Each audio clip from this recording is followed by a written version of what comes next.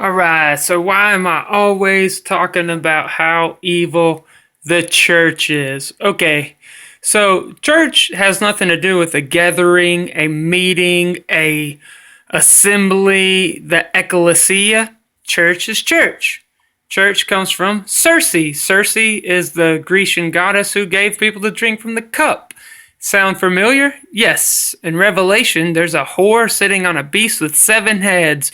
The Garden of Eden, Babylon, Persia, Greece, Rome. It received a deadly wound and it resurrected in the form of the Roman papacy. And then today we have an amalgamation of all of those, all 7 heads. And the whore who sits on top of that is the leaven of the Pharisees and the leaven of Herod. They inflate you with the misconception that you can be your own teacher and your own leader rather than Christ being the spiritual teacher and the spiritual leader who works through us and we work together. So church comes from the word Circe.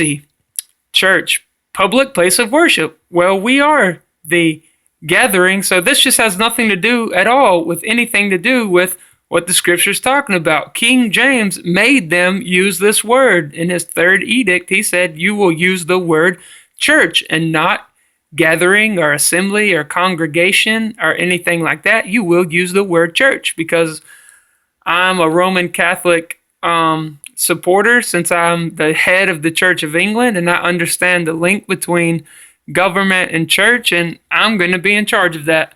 So we see right here they say Kyriakon, like of the Lord. So it will actually say the house of the Lord is usually how they translate it. So Kyriakon actually means, yeah, there we go, was used of houses of Christian. Okay, nah. See, they're twisting it again right there because a house of Christian worship is like where the simple gatherings occurred in the Bible at people's houses.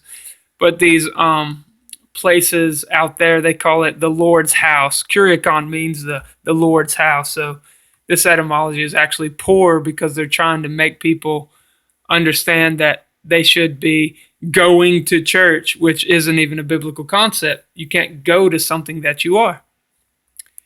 So we'll just go ahead and scroll down and see if I can find. Well, we already know it comes from Circe. It showed us that. But, okay, it's not here. So I'm going to go ahead and just type in Circe. And I'm on adamonline.com. So Circe, enchantress of the Isle of Aea, who transformed into swine those who drank from her cup. Late 14th century from Circe, from Greek Kirke. And we saw that church comes from this. This is the female whore who gives them the cup. And see, church. Look, type in Circe, church comes up. And I really love this because isn't this the state of the church? That what the world calls the church? Latin, literally, bread and circuses, supposedly coined by Juvenal and describing the cynical formula of the Roman emperors for keeping the masses content with ample food and entertainment. That's what Panem et Circenses does. The church, Circe, who gives them to drink from her cup of filth and abominations, is a party. All right, so how else do we know that has nothing to do with the Bible, the church? All right, well, just go type in Christian preacher job. So I just clicked on a couple of these first ones. One of them was churchstaffing.com, and I clicked into it a few clicks, and look, here we go. Non-denominational. Well, God has a denomination. It's just not Baptist, non-denomination, Pentecostals, Church of Christ, Roman Catholic. God has a denomination of his own. He has made a mark, a bound for his believers. Core requirements: 3 to 5 years of full-time vocational ministry or related experience. Must have a bachelor's degree. Flattering title, right? They usually say master's and all of this stuff is just wicked. I'll leave it to you to look it up yourself because it's just talking about the 5 things that are important to church. More means covetousness. Wanting more is covetousness. That's the opposite of being content with what God has given you. Covetousness practices is what runs the church. They want more programs, more staff, more attendance, more money, and more square footage, bigger buildings. There's a church right down the road called Cornerstone. Man, what wickedness. That's a castle. So I typed in, how do you start a church? Oh yeah, here's another one. These guys said, you bachelor or master, an ordination, right? This isn't even what ordination means, y'all. Come on. Y'all got to know these things. Y'all know that the world can't ordain a pastor. God ordains a pastor. God calls you out into the gathering, to the meeting, to the congregation. Come on, that's just Christianity 101. These guys are just money-making scoundrels. These guys are liars. How to start a church. First thing that comes up, right? First thing that comes up. 501c3. How to make money by holding hands with the government. Jesus said, render to Caesar what Caesar's, render to God what is God. Not hold hands and take a tax-exempt status. So then whenever they say that you have to perform homosexual marriages, you have to do it because you took this. Or when they say we can't upset anybody, you can't do it because you took this. Well, if they do it anyways, they'll lose their 501c3. How to start a church. And I clicked on this one, and it comes up with pictures and everything. Become a pagan, and we'll show you how.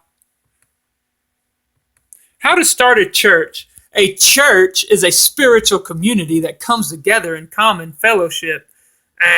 Church isn't even a biblical word. If you're dissatisfied with your local options and have a group of like-minded thinkers and believers, you may be interested in branching out on your own to start to worship in your own way. You can't worship in your own way. God has told us how to worship. Where to start?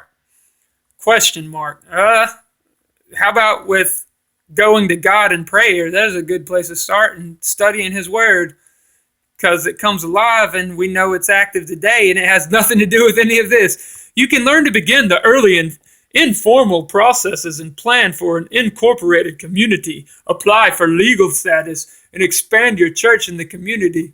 Is this what Jesus said to do? Did Jesus say to do these things? Beginning fellowship. There's a Roman Catholic. He's got the frock, right? Tuxedos. They brought in the borders of their phylacteries.